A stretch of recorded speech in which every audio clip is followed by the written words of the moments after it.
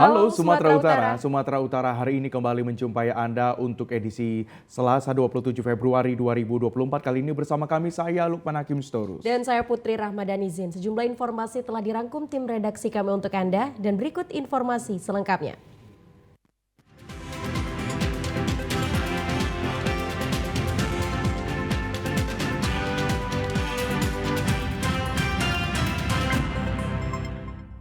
Informasi pertama dari Sumatera Utara hari ini, Saudara, pasca tertimbun longsor akibat hujan deras, ruas jalan menuju Kecamatan Penyambungan Timur saat ini sudah bisa dilalui. Setelah satu unit alat berat milik pemerintah Kabupaten Mandailing Natal diturunkan membersihkan material lumpur.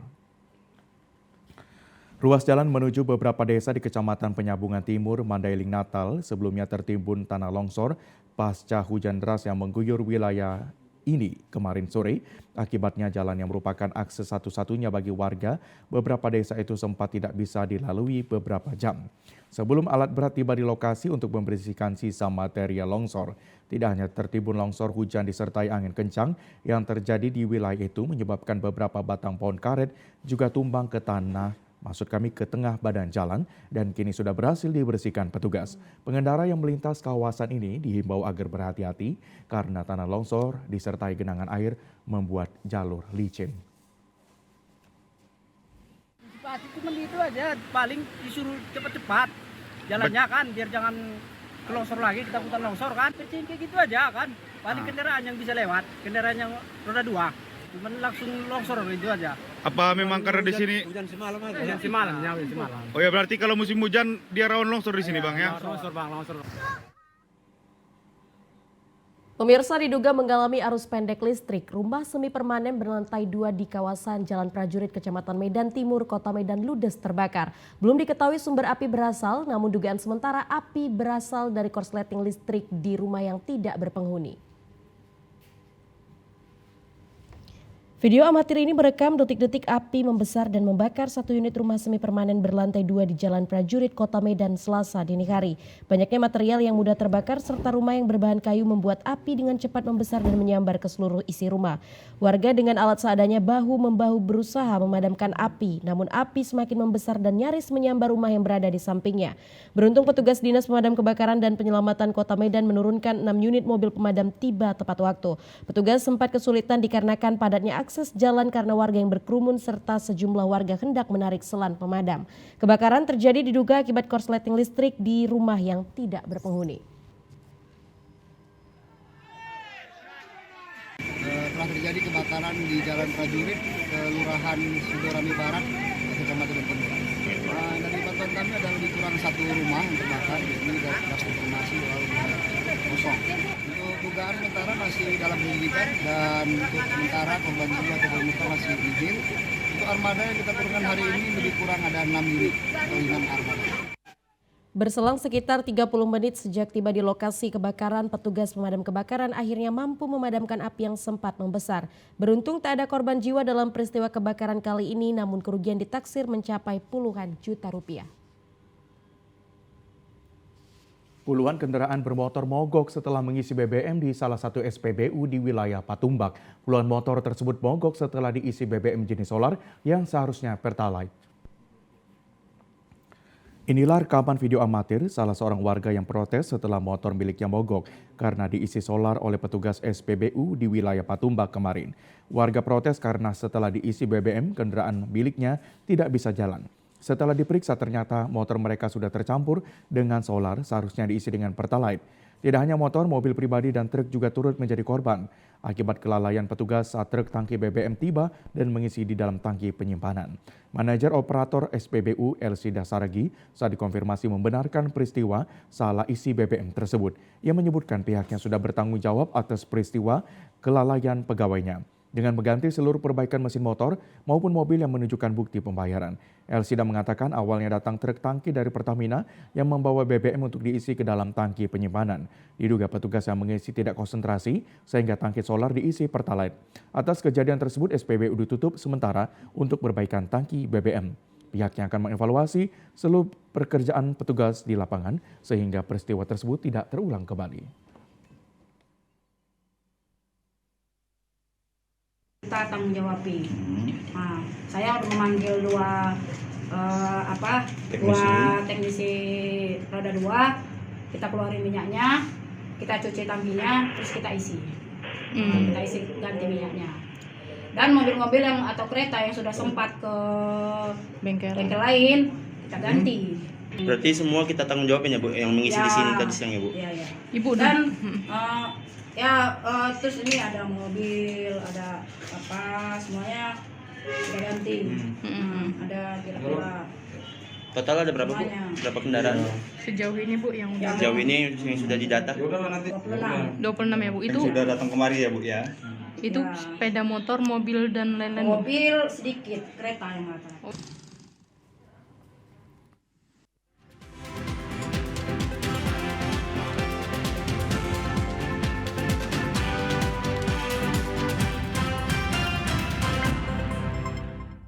Menjelang Ramadan, harga kebutuhan bahan pokok di sejumlah pasar tradisional di Padang Lawas melonjak naik. Kenaikan paling terasa terutama pada komoditi cabai, tomat, serta bawang merah.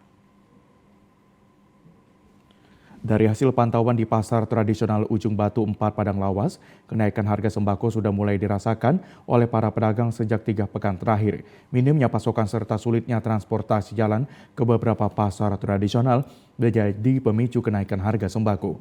Kenaikan paling terasa pada harga cabai merah. Dari sebelumnya hanya Rp40.000 per kilogram, kini menjadi Rp80.000. Begitu juga bawang merah, dari Rp30.000 per kilogram, kini menjadi Rp45.000. Harga tomat yang sebelumnya hanya Rp8.000 per kilogram, kini menjadi Rp18.000. Salah seorang pedagang malah mengaku semenjak kenaikan harga sembako ini, omset penjualannya menurun disebabkan sepinya pembeli. Mulai bulan 1 itulah kalau yang drastis naik cabai. Lantaran harga cabai naik kan turun, orang pun ngeluh. Para pedagang berharap harga sembako kembali stabil agar masyarakat dapat membeli kebutuhan bahan pokok seperti biasa sehingga daya beli kembali normal. Pemirsa, menjadi tren kenaikan harga sembako di pasar tradisional bila menjelang hari besar termasuk bulan Ramadan mengalami kenaikan tentunya berdampak pada masyarakat luas. Untuk mengetahui tren kenaikan harga sembako ini, setiap tahunnya kini telah bergabung pengamat ekonomi Bang Gunawan Benjamin. Selamat sore Bang Gunawan. Selamat sore, Mbak Putri, Bang Guman. Baik, Bang Benyamin, ini seperti setiap tahunnya sudah puluhan tahun ini terjadi. Setiap jelang Ramadan nih kenaikannya pasti terjadi ya beberapa komoditi bahan pokok. Sebetulnya spekulan distributor ini apa berperan besar dalam kenaikan harga kebutuhan pokok saat ini? Oke, jadi gini, kalau kita lihat dari tren perkembangan harga di bulan Februari ya, khususnya setelah pemilu 2024, ini sebenarnya kenaikan harga belum dikarenakan oleh konsumsi atau peningkatan demand jelang Ramadan. Jadi memang kenaikan ini memang perlu ditelusuri, tetapi memang dari hasil observasi kita di lapangan ternyata memang kenaikan harga bahan baku ya, khususnya terkait dengan biaya input produksi ini yang menjadi pendorong kenaikan harga pangan itu sendiri. Tetapi pemerintah harus mengerti dan harus mewaspadai kemungkinan kenaikan konsumsi menjelang Ramadan nanti. Karena kalau seandainya harga pangan ya seperti beras, seperti daging ayam, telur ayam, cabai merah, cabai rawit, dan beberapa komoditas lainnya itu sudah mengalami kenaikan, dan di saat Ramadan nanti terjadi peningkatan permintaan untuk komoditas tersebut, saya khawatir ini harga bisa naik lagi ke atas. Nah ini yang perlu diwaspadain gitu loh, jangan sampai nanti pemerintah lalai di sini. Kenapa? Karena memang potensi penurunan harga di menjelang Ramadan nanti itu sangat kecil sekali. Kalau kita lihat beras, memang gabah turun ya dari kisaran angka 7.300 di bulan Januari, sekarang di kisaran angka 6.000 hingga 6.100. Ini bisa dijadikan garansi nggak kalau harga beras bisa turun di awal bulan depan? Bisa, dan sejauh ini memang udah turun walaupun tipis, 200 hingga 300 hingga 500 rupiah per kilogramnya. Tetapi kan kita tidak bisa menggaransi di tengah musim panen raya selama Februari dan Maret. Ini harga gabah masih bertahan mahal loh. Di atas 6.000 itu masih mahal sebenarnya. Jadi kalau seandainya bertahan mahal, berarti kan memang ada potensi kenaikan harga gabah di masa yang akan datang. Terlebih di bagian besar wilayah Indonesia masuk cuaca ekstrim. Di Sumatera Utara kita tahu sekarang ini kayak musim kemarau panjang ya, yang panasnya itu luar biasa. Sementara di Jawa kita tahu bahwasanya ini musim hujan dengan curah yang sangat signifikan. Jadi bisa saja nanti kegagalan panen itu bisa terjadi berulang di sini. Sehingga memang ada potensi di mana harga sejumlah kebutuhan pangan menjelang Ramadan berpeluang untuk bergerak dengan kecenderungan ke atas. Nah ini yang perlu diwaspadai. Oke, sekarang kita masuk ke harga cabai. Harga cabai sekarang di kisaran angka 70 ribuan, di angka 60 hingga 70 ribu di Kota Medan. Mahal sekali. Kenapa? Udah naik 100% dibandingkan Januari yang sempat 30 ribuan hingga 32 ribu. Nah, cabai ini juga dipengaruhi oleh sisi produksi yang mengalami penurunan. Di beberapa wilayah sentra produksi seperti daerah Kecamatan Beringin, Deli Serdang, itu mereka menghadapi musim kering yang tinggi, musim kering yang lumayan ekstrim, ditambah lagi dengan kondisi tanaman cabai yang tidak mau bertumbuh kembang dengan baik. Alhasil produksi mengalami penurunan. Ditambah lagi kalau kita lihat di Jawa harganya juga ada yang sempat Rp100.000 per kilogram. Jadi apa kesimpulannya? Sulit untuk turun dalam waktu dekat. Walaupun memang masih ada potensi harga untuk turun, jika nantinya sentra-sentra produksi tanaman cabai ini di beberapa wilayah mengalami peningkatan produktivitasnya sehingga harga bisa ditekan lagi. Nah, apa yang sudah dilakukan pemerintah di sini? Nah, saya melihatnya memang ada distribusi untuk bahan input produksi seperti jagung ya yang digunakan untuk bahan pembuat pakan ternak itu yang dijual oleh Bulog dengan harga 5.000. Padahal harga jagung kemarin sempat 7.000. Nah ini juga bagus sih sebenarnya untuk menekan sejumlah harga seperti harga daging ayam, telur ayam maupun dengan sejumlah harga beberapa kebutuhan pangan lainnya nanti. Baik, Bang Benjamin, mengingat dengan harga pasar sembako ini ada tidak intervensi dari kurs dolar tahunan untuk tahun ini? Bagaimana pendapatnya, Bang Gunawan? Ya, jadi gini, ini yang perlu diwaspadain sebenarnya. Kita tidak bisa 100% itu hanya bicara mengenai produktivitas yang turun ya. Kita juga harus bicara mengenai bagaimana terkait dengan perkembangan mata uang rupiah terhadap US dollar. Sejauh ini kan beberapa kebutuhan pangan kita itu kan impor.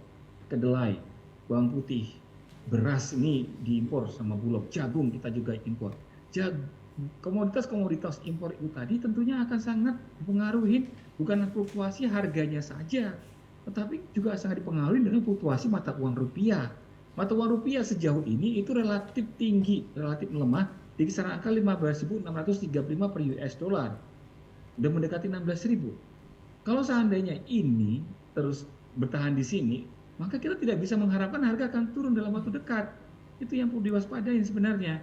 Walaupun kita sangat diuntungkan ya saat ini ya untuk beberapa komoditas pangan impor tadi itu seperti jagung, kedelai, atau mungkin beras, ini diuntungkan dengan adanya perang di Rusia dan Ukraina yang mengakibatkan sisi supply yang ada di negara-negara pengekspor seperti jagung, kedelai, beras, atau mungkin biji-bijian lainnya itu yang memicu terjadinya penurunan harga. Penurunan harga di negara ekspor itu mengakibatkan penurunan harga untuk biaya impornya. Tetapi kan pada saat mata uang rupiah ternyata tidak menguat, sehingga dorongan untuk penurunan harga biaya input produksi di tanah air juga nggak turun. Harga beras juga pada akhirnya juga ditetapkan pemerintah untuk kelas beras medium itu di kisaran 11.500. Padahal kita berharap dengan penguatan mata uang rupiah atau mungkin penurunan harga beras di dunia ini bisa mendorong itu. Tapi kan kita tidak, yang terjadi tidak seperti itu. Nah belakangan ini diperparah dengan sejumlah negara yang menutup keran ekspornya. Nah, ini kan berbahaya, beras salah satunya India melakukan itu. Nah ini kan juga bisa berbahaya buat kita yang terganggu produksi berasnya ini akibat gangguan cuaca yang mengakibatkan kita terpaksa harus mengimpor beras dari negara lain. Selain harganya berfluktuasi, mata uang rupiahnya bertahan melemah ya relatif melemah dibandingkan dengan kinerja-kinerja sebelumnya gitu kan ya. Nah ini kan juga bisa memberikan dampak pada sulitnya kita untuk menekan harga kebutuhan pokok, harga kebutuhan pangan di masyarakat. Nah ini yang perlu diwaspadai. Sementara di sisi lain setiap ada gangguan cuaca, setiap ada gangguan produktivitas tanaman pangan kita itu mengalami penurunan, itu selalu dibarengi dengan kebijakan impor yang tinggi. Impor ini kalau dari sisi harganya juga sudah masih tinggi, ditambah relatif mata uang rupiahnya itu terhadap US dollarnya masih melemah, ya maka kesimpulannya adalah kita masih kesulitan untuk menekan harga kebutuhan pangan kita untuk di level yang lebih rendah lagi, di level yang nyaman buat para konsumen ini. Kalau dari pengamatan Abang nih, dari pemerintah kita dalam hal ini ada Satgas Pangan, kemudian juga ada Kemendak, efektif nggak upaya penekanan yang mereka lakukan lewat kebijakan ini dalam menekan harga-harga kebutuhan komoditi di pasar? Ya, satu yang paling efektif kebijakan menghadirkan jagung bersubsidi yang dilakukan oleh pemerintah melalui Bulog sebagai sebagai operatornya ya. Kita tahu bahwasanya kemarin harga jagung sempat 7.000, per kilo, sekarang harganya di 6.100. Kenapa? Karena Bulog menjual harga jagung di angka 5.000, ini jagung impor. Langsung yang dijual ke para peternak ayam petelur. Oke, itu bagus sebenarnya. Salah satunya yang berhasil itu. Nah, kalau kita bicara Satgas Pangan ini, kita justru berharap ada KPPU ini berkuat. Biar supaya apa? Biar supaya mereka bisa melakukan kebijakan-kebijakan yang lebih berorientasi pada hasil yang bisa diharapkan sesuai dengan apa yang diminta oleh masyarakat. Satgas Pangan dalam konteks ini seharusnya mengawasinnya di mana kita awasin ini kemungkinan adanya partai-partai spekulan, ada kemungkinan adanya partai-partai kartel yang bisa saja terjadi di saat situasi seperti sekarang. Contoh, kita tahu nih harga kebutuhan pangan kita itu mengalami kenaikan untuk beberapa komoditas yang dipicu oleh kenaikan biaya input produksi atau cuaca. Nah, kalau misalkan informasi yang selama ini terkait dengan suatu pasar itu dikuasai oleh pedagang besar atau mungkin pedagang-pedagang tertentu, tetapi tidak dikuasai oleh para petani kita, ini sebenarnya mereka bisa melakukan penyesuaian stok. Ini sebenarnya mereka bisa melakukan beberapa langkah-langkah yang tentunya nanti akan memicunya terjadinya penimbunan atau mungkin terjadinya kenaikan harga pangan ke depannya. Nah, mana komoditas yang kemungkinan untuk dilakukan itu? Beras salah satunya. Nah, kita tahu kan sebelum pemilu kemarin kan harga beras itu relatif mengalami kenaikan seiring dengan permintaan standby buyer, adanya standby buyer yang membeli beras SPHP langsung ke para caleg yang mendistribusikan beras itu untuk para konstituennya. Oke, itu salah satu yang menjadi pemicu salah satu kelangkaan beras yang terjadi dan memicu kenaikan harga. Nah, sekarang kita mau jelang Ramadan ini. Ada nggak komoditas yang kemungkinan besar akan mengalami peningkatan pada saat menjelang Ramadan nanti? Daging ayam, telur ayam, beras akan naik tipis gitu kan ya. Terus ada komoditas lainnya yang bisa disimpan dalam waktu lama seperti minyak goreng atau gula pasir. Nah, ini harus dipantau. Kenapa? Mekanisme pasarnya, struktur pasarnya itu tidak seperti cabai, tidak seperti bawang merah, tidak seperti komoditas lainnya. Nah, kenapa? Karena struktur pasarnya itu relatif lebih tertutup dibandingkan dengan struktur pasar di cabai merahnya itu tadi. Sehingga apa? Tidak menutup kemungkinan nih, ada beberapa pemain, hanya sedikit pemain, hanya sedikit spekulan, yang bisa mengotak-atik harga, yang bisa merugikan para konsumen maupun petani kita. Nah, di sini harusnya Satgas Pangan itu hadir, tetap melakukan pemantauan, tetap bisa melakukan intervensi, atau mungkin melakukan operasi pasar. Efektifkah itu? Ya, selama yang saya pantau gitu kan ya, setidaknya tidak menimbulkan gejolak pasar lanjutan setelah mereka beraksi. Artinya memang mereka cukup efektif untuk mengkondisikan agar supaya psikologis pasar ini tidak punya ekspektasi yang terlalu berlebihan terkait dengan kemungkinan kenaikan harga pangan di masa yang akan datang. Dikarenakan oleh gangguan cuaca, pelemahan mata uang rupiah terhadap US dollar, gangguan geopolitik global, ditambah lagi dengan nanti terjadinya peningkatan demand pada saat menjelang perayaan hari besar keagamaan atau mungkin hari besar nasional tertentu. Baik, Bang Gunawan, lantas bagaimana harapan atau himbauan ya agar masyarakat ini mampu membeli barang-barang yang ada di pasar, Bang Gunawan, silakan.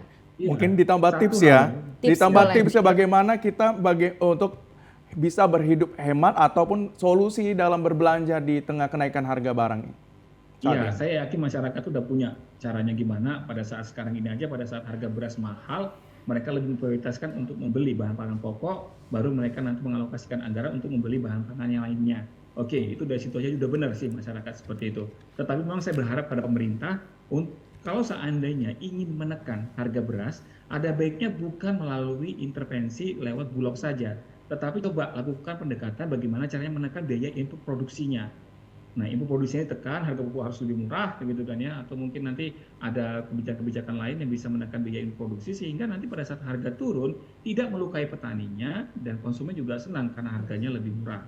Selanjutnya kita juga berharap nih masyarakat nggak perlu panik buying dengan kondisi yang sekarang. Kalau kita melihat, Pak, ini kecenderungannya harga bergerak naik. Iya, memang sejauh ini pemberitaannya seperti itu di beberapa wilayahnya seperti itu. Tetapi kalau kita bicara konteks Sumatera Utara seperti beras saja, beras pada saat ini turun walaupun tipis di Sumatera Utara, berbeda dengan kondisi di Jawa yang naiknya itu sampai mencapai rekor tertinggi sepanjang sejarah, gitu kan ya. Tetapi kita belum terjadi seperti itu. Jadi nggak perlu panik juga kalau berhadapan dengan situasi-situasi yang seperti itu. Bijak aja dalam berbelanja, gitu loh. Kondisi pasokan menjelang Ramadan, saya melihatnya dari beberapa ya, sentra produksi, dari beberapa langkah-langkah kebijakan yang pemerintah, saya melihatnya pasokan kita akan cukup sampai nanti kita merayakan Lebaran ya, sampai selesai di situ gitu. Nah, kita juga masih ada melihat kebijakan-kebijakan pemerintah lainnya yang sepertinya ini nanti akan mendorong terjadinya penurunan harga sejumlah komoditas pangan seperti telur ayam dan daging ayam. Nah, kalau kita lihat cabai, nanti mekanisme pasarnya akan menurunkan harga cabai itu sendiri. Tapi kalau untuk beras, ini memang situasinya agak lebih pelik ya, dikarenakan memang untuk impor sendiri, untuk mencari kebutuhan impor untuk memenuhi defisit yang di tempat kita itu juga agak kesulitan. Gitu. Baik, terima kasih Bang Gunawan Benjamin yang sudah mengedukasi masyarakat terkait dengan naiknya harga komoditi di pasar. Selamat sore Bang Benjamin. Ya, selamat sore. Ya, pemirsa, kami akan kembali lewat segmen Pilihan Rakyat. Tetaplah bersama kami.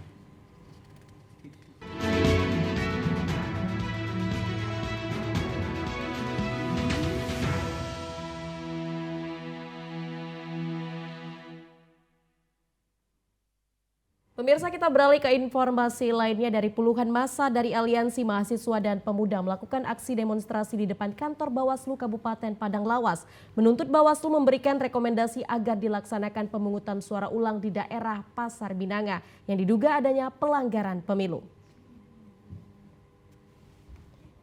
Diduga adanya temuan pelanggaran pemilu yang dilakukan oleh salah satu caleg dengan melakukan penggelembungan serta pemindahan suara yang dilakukan oleh KPPS di TPS 04 dan 06 Pasar Binanga. Puluhan massa dari Aliansi Mahasiswa dan Pemuda Padang Lawas melakukan aksi demonstrasi di depan kantor Bawaslu.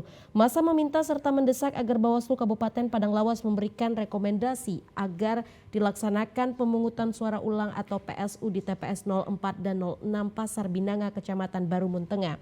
Massa mengaku memiliki cukup bukti dugaan kecurangan yang dilakukan oleh salah satu caleg yang diduga bekerja sama dengan petugas KPPS. Kuasa hukum dari caleg yang dirugikan, Martua Gading Daulay, menjelaskan bahwa demo yang dilakukan merupakan aksi menuntut terlaksananya pemilu yang jujur dan adil.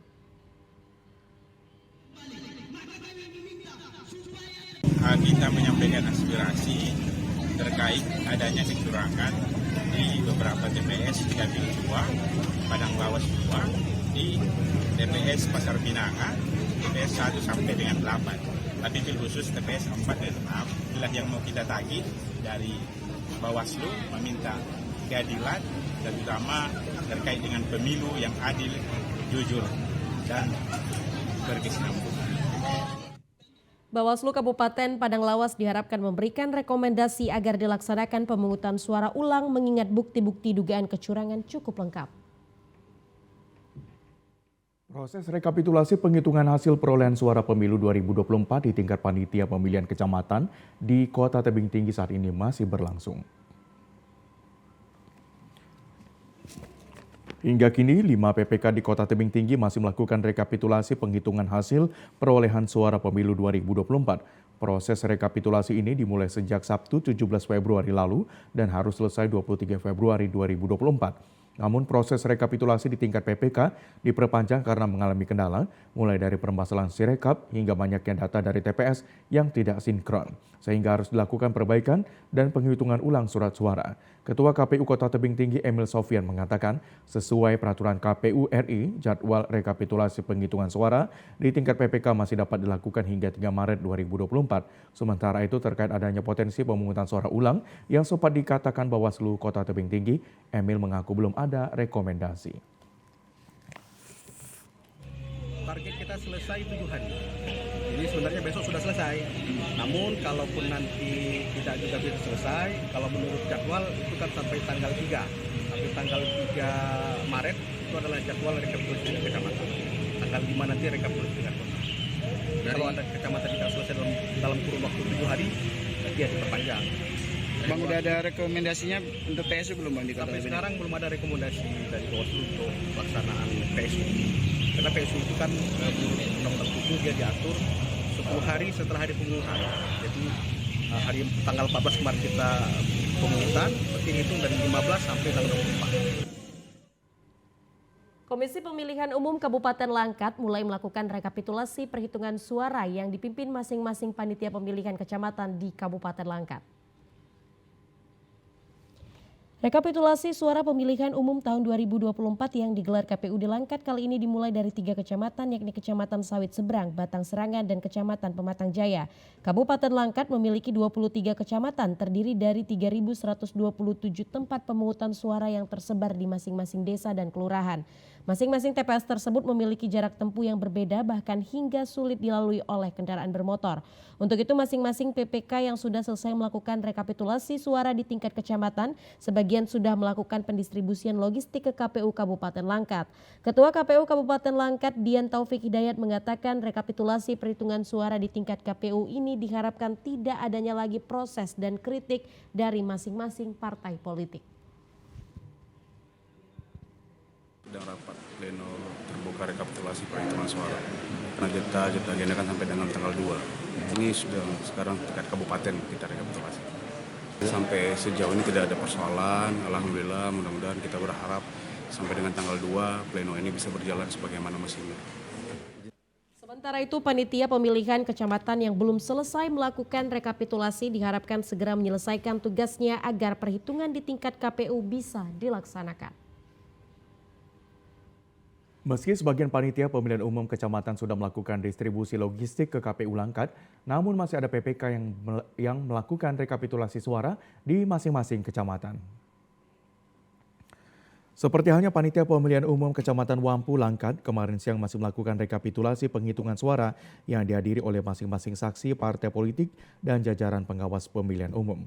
Rekapitulasi penghitungan suara di tingkat kecamatan dijaga ketat oleh aparat kepolisian dan TNI untuk mengantisipasi adanya kericuhan. Keterlambatan ini disebabkan masih adanya aplikasi merah dalam Sirekap, yakni perbedaan suara dari beberapa calon legislatif partai politik. Sejumlah saksi caleg juga menyampaikan beberapa keberatan dari hasil penghitungan suara di tingkat TPS karena jumlah yang berbeda pada C1 salinan dan masing-masing rekapan saksi caleg. Pelaksanaan rekapitulasi penghitungan suara di tingkat kecamatan harus tertunda hingga menunggu masing-masing saksi caleg yang merasa dirugikan tiba di lokasi. Ketua PPK Kecamatan Wampu Fatimah mengatakan, meski sebagian logistik sudah dikirim ke KPU Langkat, namun C1 salinan masih ada di kecamatan untuk mengantisipasi adanya caleg yang merasa dirugikan dan pleno rekapitulasi suara kembali dilaksanakan. Penghitungan suara di kecamatan. Ya, karena kan semalam sudah dilakukan bersama desa, kita buat 4 panel. Kami sudah mengatur logistik, hanya saja yang belum berangkat itu Plano sama Salinan, karena kan kemarin masih ada yang merah, kawan-kawan juga masih ada kendala di sinyal mungkin ya Pak, untuk ngupload data di Sirekap. Setelah pelaksanaan rekapitulasi seluruh salinan C1 akan digandakan untuk masing-masing saksi caleg agar tidak terjadi kecurangan dalam pemilihan umum. Dalam mewujudkan implementasi media belajar Kampus Merdeka, Lembaga Penyiaran Publik TVRI Sumut melaksanakan penandatanganan kerjasama dengan Fakultas Ilmu Sosial dan Ilmu Politik Universitas Islam Sumatera Utara.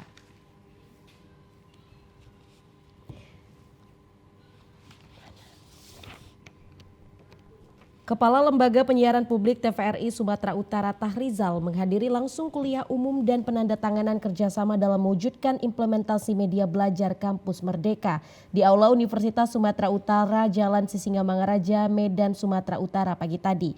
Sinergitas TVRI dengan UISU ini mengangkat tema kolaborasi dunia usaha dan industri dengan Fakultas Ilmu Sosial dan Ilmu Politik Universitas Islam Sumatera Utara dalam rangka implementasi Merdeka Belajar Kampus Merdeka. Dengan migrasinya TVRI ke digital, TVRI membuka peluang kepada masyarakat termasuk milenial untuk dapat berkontribusi dalam membangun Sumatera Utara lebih baik. Dekan Fakultas Ilmu Sosial dan Ilmu Politik Universitas Islam Sumatera Utara Ridwan Nasution mengatakan, dengan dilakukannya kerjasama ini mampu mengembangkan skill mahasiswa khususnya di bidang administrasi komunikasi serta membuka peluang mempublikasi kepada Universitas Islam Sumatera Utara.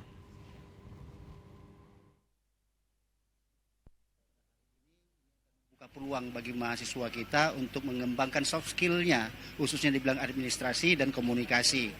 Sehingga nantinya diharapkan bahwa mahasiswa itu dapat melaksanakan magang khususnya yang bisa dikuivalensikan dengan SKS mahasiswa sebanyak 20 SKS dalam semester. Itu bisa kita harapkan. Dan juga kita bisa memanfaatkan TVRI untuk membuka peluang pempublikasian Universitas Islam Sumatera Utara ke arah yang positif di masa depan. Wakil Rektor Bidang Kerjasama dan Sistem Informasi Andang Suhendi menjelaskan selain menjadi lembaga penyiaran publik, TVRI sebagai stasiun televisi yang memiliki pengalaman sehingga penerapan program Merdeka Belajar Kampus Merdeka dapat diterapkan seperti pengenalan mahasiswa kepada dunia kerja sebenarnya di bidang komunikasi. Ini memang kerjasama ini bisa jangka panjang, bukan hanya sekedar periodisasi yang mungkin secara tertulis 4 tahun sekali, tapi kalau harapan kita ini bisa terus berlanjut. Kenapa kita pilih TVRI? Salah satu bagian dari kolaborasi kita adalah memang kita anggap TVRI ini media atau stasiun TV yang mumpunin, ya, yang sudah punya pengalaman, dan kita yakin dengan pengalaman itulah nanti adik-adik ketika magang bisa pihak TVRI bisa mentransformasi, ya, pengalaman di dalamnya terhadap adik-adik nanti. Ratusan mahasiswa yang tergabung dalam Fakultas Ilmu Sosial dan Ilmu Politik Universitas Islam Sumatera Utara juga berkesempatan mengikuti kuliah umum implementasi Merdeka Belajar Kampus Merdeka bersama berbagai narasumber TVRI Sumatera Utara. Negara-negara maju seperti Jepang, Jerman, Perancis saat ini sangat membutuhkan tenaga para perawat dan bidan yang handal untuk merawat para orang tua yang sudah berusia lanjut. Para tenaga perawat dan bidan saat ini dituntut untuk harus profesional dalam menjalankan tugas dan tanggung jawab sebagai tenaga kesehatan. Terlebih saat ini negara-negara maju sangat membutuhkan tenaga berkualitas untuk merawat orang tua berusia lanjut. Kepala L2 Dikti Wilayah 1 Sumatera Utara Profesor Saipul Anwar Matondang pada acara Capping Day Stikes Flora Medan pagi tadi di Medan mengatakan bahwa untuk dapat bekerja di negara maju, para tenaga bidan dan perawat dituntut harus bisa menguasai bahasa Inggris dengan baik. Dikatakan lowongan kerja di luar negeri sangat terbuka lebar. Untuk itu para perawat dan bidan harus berupaya agar bisa bekerja di negara-negara maju dan bukan sebaliknya kembali ke kampung halaman karena peluang tersebut sangatlah kecil. Hal senada juga disampaikan Kepala Seksi Kesehatan Sumatera Utara Dahwan yang menyatakan kualitas kemampuan akademik dan kemampuan berbahasa sangatlah penting dan harus diasah sehingga para tenaga medis ini siap ditempatkan tidak hanya di Indonesia tetapi juga di luar negeri. Sesuai data yang ada saat ini di Sumatera Utara terdapat sekitar 25.000 bidan dan 24.000 perawat dengan jumlah 211 rumah sakit dan 619 puskesmas. Hal ini merupakan peluang yang sangat besar bagi lulusan Stikes Flora untuk dapat bekerja di rumah sakit dan puskesmas, apalagi saat ini masing-masing puskesmas diwajibkan memiliki 9 tenaga medis. Ketua Sekolah Tinggi Ilmu Kesehatan Stikes Flora Medan dalam sambutannya dibacakan Wakil Ketua 1 Heni Triana melaporkan bahwa pendidikan yang telah berlangsung selama 1 semester ini diikuti sebanyak 103 mahasiswa terdiri dari Prodi D3 Keperawatan, Kebidanan, Nurse, dan Prodi S1 Kebidanan. Diharapkan mahasiswa yang menuntut ilmu di Stikes Flora Medan bersungguh-sungguh mencari ilmu demi mewujudkan cita-cita menjadi tenaga kesehatan yang profesional dan memiliki daya saing yang tinggi.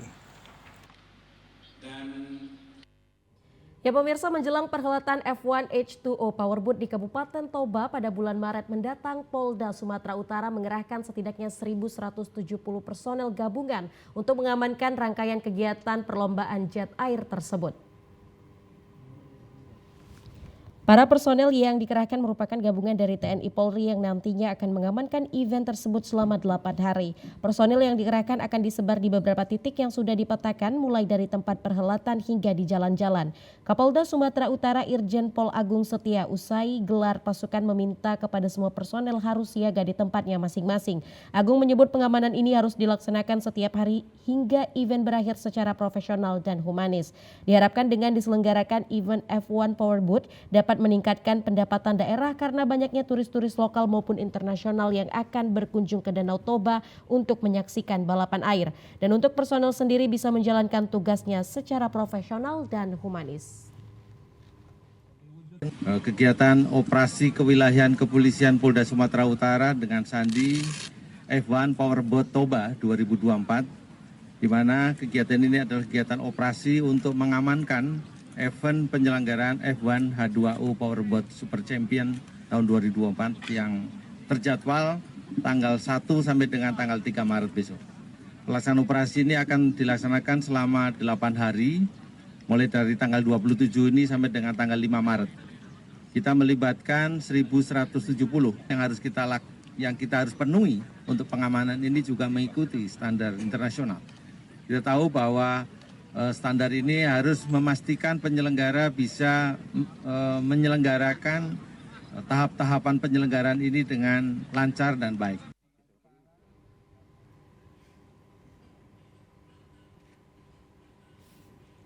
Polda Sumatera Utara melibatkan 76 personil kepolisian mengawal pendistribusian 15 kontainer logistik F1 Powerboat menuju Kabupaten Toba. Pengawalan pendistribusian 15 kontainer logistik F1 Powerboat dimulai dari Pelabuhan Belawan menuju lapangan Sisingamangaraja, Kecamatan Balige, Kabupaten Toba yang dibagi dalam 4 perjalanan. 4 kontainer pertama diberangkatkan pada pukul 6 sore dan 4 kontainer kedua pada pukul 8 malam. 4 kontainer ketiga pada pukul 9 malam dan sisanya pada pukul 10 malam. Kepala Bidang Humas Polda Sumatera Utara Kombes Pol Hadi Wahyudi mengatakan, pemberangkatan logistik F1 Powerboat ini dikawal ketat 76 pasukan bersenjata Satbrimob Polda Sumatera Utara. Hadi menyebutkan untuk menjaga stamina para supir yang membawa logistik tersebut, pihaknya sudah menyediakan beberapa pos untuk tempat istirahat. Pihaknya juga menjamin keselamatan logistik tetap aman selama perjalanan, sehingga perhelatan kedua F1 Powerboat bisa berjalan lancar. Logistik terkait dengan penyelenggaraan kegiatan itu seluruhnya sudah terdistribusikan dari Pelabuhan Belawan sampai ke venue yang ada di Balige. Ada 15 kontainer yang kita lakukan pengawalan dan pengamanan. Personil yang mengawal dari Direktorat Lalu Lintas, kemudian dari Brimob dan juga personil Polres wilayah yang dilalui. Pengawalannya tentu beranting, memasuki Tebing Tinggi, Simalungun, kemudian Siantar dan selanjutnya bertahap. Tetapi pengawalan yang utamanya itu dari Sat PJR Polda Sumatera Utara. Dalam rangka pengamanan event F1 H2O tahun 2024 di wilayah Provinsi Sumatera Utara, Polres Toba menggelar pergeseran pasukan di lapangan Mapolres Toba pada hari ini. Apel pergeseran pasukan merupakan apel gabungan TNI Polri dan Pemkab Toba dipimpin langsung Kapolres Toba AKBP Wahyu Indrajaya yang dihadiri Forkopimda Kabupaten Toba. Kapolres Toba AKBP Wahyu Indrajaya dalam arahannya mengatakan bahwa apel pergeseran pasukan tersebut merupakan persiapan personel Polres Toba yang melibatkan seluruh stakeholder terkait dalam rangka pengamanan F1 Powerboat yang akan digelar di Balige pada 1 Maret hingga 3 Maret 2024 mendatang. Kapolres Toba AKBP Wahyu Indrajaya menyampaikan proses pengamanan F1 Powerboat akan dilaksanakan menyesuaikan dengan standar yang diinginkan pihak panitia nasional atau pihak in-journey dari Kemenko Marves yang akan bekerja sama dengan seluruh stakeholder. Kapolres Toba Wahyu juga menjelaskan untuk proses pengamanan akan dibagi menjadi beberapa zona menyesuaikan pengamanan dari dalam maupun di luar area venue F1 Powerboat. Zona pengamanan akan dibagi menjadi 3 bagian yaitu zona 1 dan 2. Untuk zona 3 memiliki akses yang lebih bebas untuk masyarakat. Hal tersebut akan diatur seperti pengaturan arus lalu lintas, pengamanan pembatasan akses agar rangkaian acara F1 Powerboat tersebut berjalan dengan baik. Dalam hal ini Polres Toba akan memastikan undangan, penonton atau wisatawan yang datang dan juga para peserta lomba agar terjamin keamanannya. Hal ini dapat terwujud atas kerjasama seluruh pihak maupun masyarakat yang selalu mengikuti apa yang menjadi kebijakan pengaturan petugas di lapangan untuk kenyamanan. Untuk rekayasa lalu lintas akan tetap dilakukan disesuaikan kebutuhan di lapangan yang bersifat dinamis. Untuk rekayasa lalu lintas tetap jelas kami akan melaksanakan rekayasa dan juga pengaturan. Namun demikian ini akan disesuaikan dengan kebutuhan di lapangan nantinya. Jadi sifatnya masih dinamis, menyesuaikan apa yang terjadi di lapangan. Kami sangat mengharapkan seluruh pengendara kendaraan ataupun pejalan kaki yang menggunakan jalan raya tetap berhati-hati dan juga mematuhi rambu-rambu serta apa yang diarahkan oleh petugas pengamanan di lapangan supaya kita juga mengantisipasi terjadinya ataupun jangan sampai terjadi adanya kecelakaan ataupun kemacetan sehingga sepanjang penyelenggaraan event lalu lintas maupun pergerakan orang ataupun kendaraan dapat berjalan dengan lancar. Balai Besar Meteorologi, Klimatologi, dan Geofisika Wilayah 1 Medan mencatat suhu di kota Medan mencapai 34 derajat Celcius dan menemukan 7 titik panas atau hotspot di Sumatera Utara. Sejumlah petugas perakirawan terus melakukan pemantauan cuaca di kantor BBMKG Wilayah 1 Medan. Memasuki musim kemarau ini, BBMKG mencatat hembusan angin bergerak dari arah timur laut mengarah ke tenggara pada kecepatan 10 hingga 30 km per jam. Perakirawan Balai Besar Meteorologi, Klimatologi, dan Geofisika Wilayah 1 Medan Marta Manurung mengatakan terdapat titik panas atau hotspot di beberapa daerah Sumatera Utara, yakni Madinah terdapat 3 titik panas, Toba 1 titik, Deli Serdang 1 titik, Karo 1 titik, dan Langkat 1 titik panas. Karena pola anginnya saat ini itu bersifat divergen. Rata-rata umumnya angin bertiup dari arah timur sehingga kurang banyak membawa massa uap air sehingga pembentukan awan-awan hujan juga berkurang. Jadi kalau misalnya terjadi pengurangan hujan di Sumatera Utara, tentu saja itu berakibat ada beberapa wilayah yang potensi hotspotnya akan bertambah. Seperti saat ini terpantau ada 7 titik panas di Sumatera Utara seperti di Madinah, Toba, Langkat, Deli Serdang, dan Karo. Pemirsa, berikut informasi perakiraan cuaca di sejumlah daerah di Sumatera Utara dari Badan Meteorologi, Klimatologi, dan Geofisika Wilayah 1 Medan yang berlaku pada hari Rabu 28 Februari 2024. Assalamualaikum warahmatullahi wabarakatuh.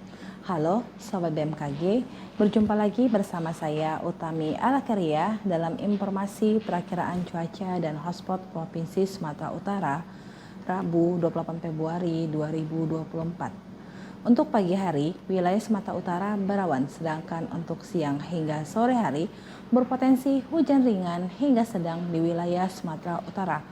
Hujan sedang berpotensi terjadi di Langkat, Deli Serdang, Simalungun, Asahan, Nias Utara, Nias Barat, Gunung Sitoli, Dairi, dan sekitarnya.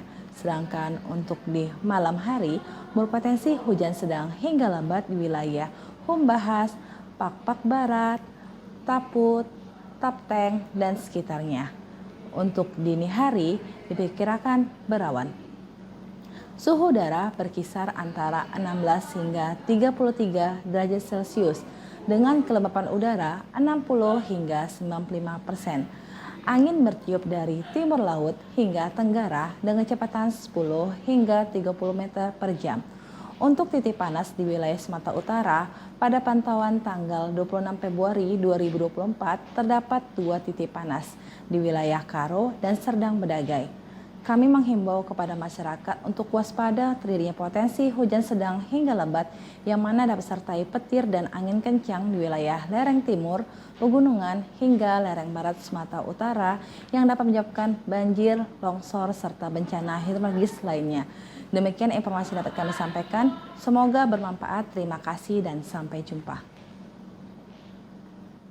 Informasi tadi mengakhiri jumpa kita di Sumatera Utara hari ini. Mewakili kerabat kerja yang bertugas, saya Lukman Hakim Sitorus. Dan saya Putri Rahmadani Zin. Terima kasih atas perhatian Anda. Selamat sore dan sampai jumpa.